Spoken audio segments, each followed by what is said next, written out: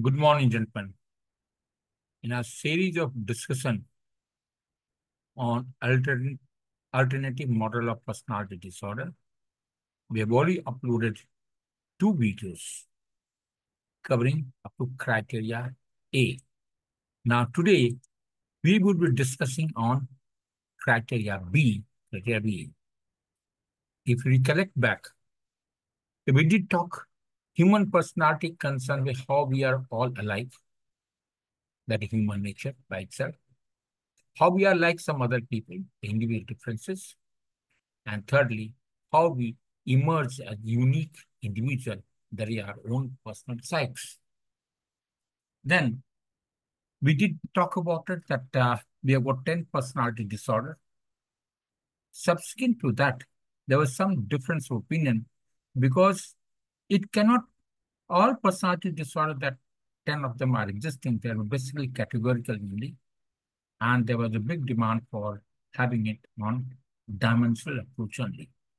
So now, alternative model of personality disorder is a hybrid version in which both the criteria for categorization and the dimensionality have been taken care of. In spite of that, it has been placed in section 3, that is still evolving field.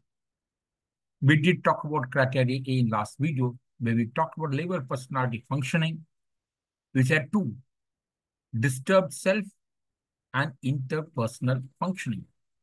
In disturbed self, we did talk about identity, self-direction, and then interpersonal functioning. We did talk about empathy and intimacy functioning. Then we did also mention the criteria B, which is evaluation of pathological personality traits, cutting across 5 trait domains that encompass 25 trait facets. And they are called negative affectivity, detachment, antagonism, disinhibition, and psychoticism.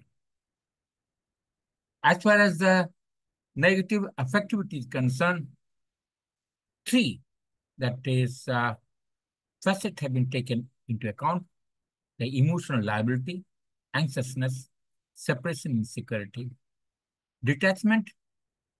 We have taken withdrawal and anhedonia, intimacy avoidance, and disinhibition, irresponsibility, impulsivity, and distractibility. Antagonism, manipulation, deceitfulness, and grandiosity. And psychoticism, unusual beliefs, oblique experience, eccentricity, and perceptual type function. Now, gentlemen, these 5 domains, what you're talking about, can be tested by what we call 25 traits, or they are also trait facets. And these 25 traits are anhedonia, anxiousness, attention-seeking, callousness, deceitfulness, depressibility, distractibility, eccentricity, emotional liability, grandiosity, hostility, impulsivity, intimacy avoidance, irresponsibility, manipulation, perceptual deregulation, and perseverance, restricted affectivity, rigid perfectionism, risk-taking, suppressing insecurity, submissiveness, suspiciousness, and what we call unusual beliefs and experience. And finally, the withdrawal. Now, these 25 facets are we checked by, as far as the DSM-5, PID-5 is concerned, there are 220 inventories are there. There are 220 questions are there, which are marked from 0 to 4 round. Okay. And based upon that, only some part has been taken across to indicate these five domains. These 5 domains. Okay. Now, these 5 domains, let's talk about negative affectivity first. It describes a more frequent and intense experience of negative emotions, including depression, anxiety, and anger. And we talk about it. 3 core facets which have been taken out of the 25 that we just noted are only anxiousness, emotional liability, and suppressing insecurity. You may question back, why only 3 when we are talking about 25? Gentlemen, there is certain overlap still exists between different facets that we have talked about it. But these 3 facets are exclusively for this domain only, that is negative affectivity. If we talk in terms of Big Five, it simply implies somewhere like low neuroticism. Okay. Next is detachment. Detachment, diminished interest and emotional responsivity to social interaction, diminished positive emotionality, and this has again got 4 of them, anhedonia, intimacy, avoidance, and withdrawal. It's Big Five when you contact it is equal to low extraversion. Antagonism is emotional, cognitive, and behavioral styles that are self-focused rather than other-focused, involving willingness to take advantage of others and to interpret others' behavior through negative and hostile lens. It has got deceitfulness, grandiosity, manipulation, and when you talk into the Big Five, it simply amounts to somewhere like low agreeableness. Then got disinhibition. Disinhibition means emphasis on short-term reward, difficulty delaying gratification, and considering long-term implications of behavior. This has got distractibility, impulsivity, and irresponsibility. And if you compare with the Big Five, it is low conscientiousness. Then we have got psychocytism, the presence of cognitions, emotions, and behavior that are non-normative, unusual, and idiosyncratic.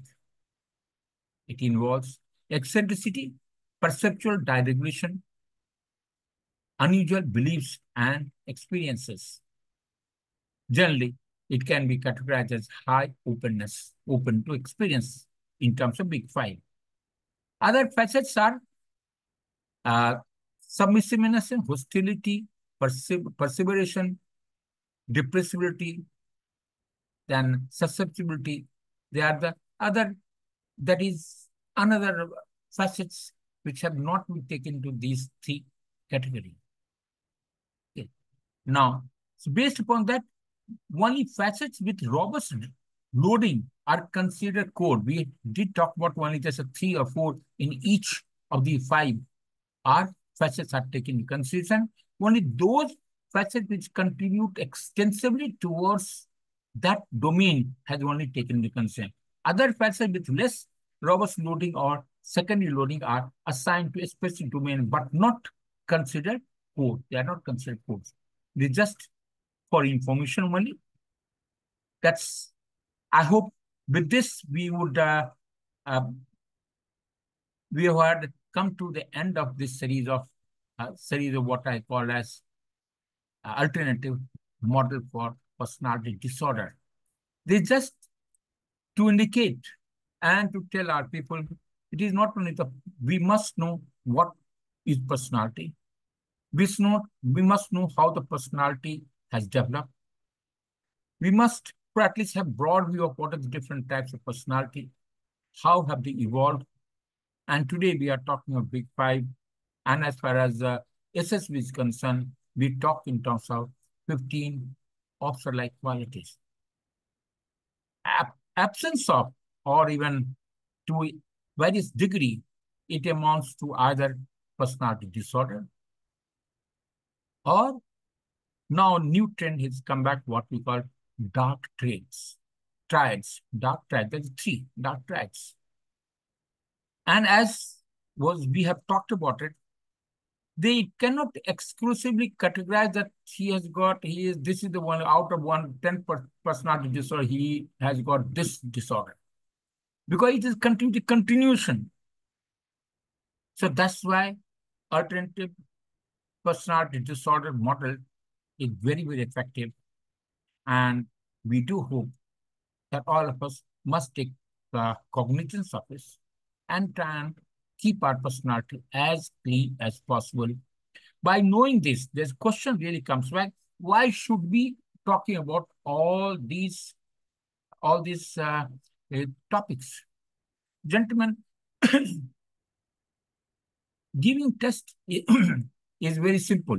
Most of the people keep on writing TAT, WAT, SRT and think that they can afford to do well. But it's like wasp going out of the window. You are trying to get out of it and you can't afford to get out of it because the glass is still there. Wasp cannot afford to go out. Similarly, unless we understand what is personality, what are the parameters to check personality, where we are at present, and how do we develop those which are lacking, and how do we exploit those which we have got. So it is working on the strength and then reducing the weaknesses to the extent possible. That is what is important. I hope this meets the aspiration of my honorable and respected audience. Thanks a lot.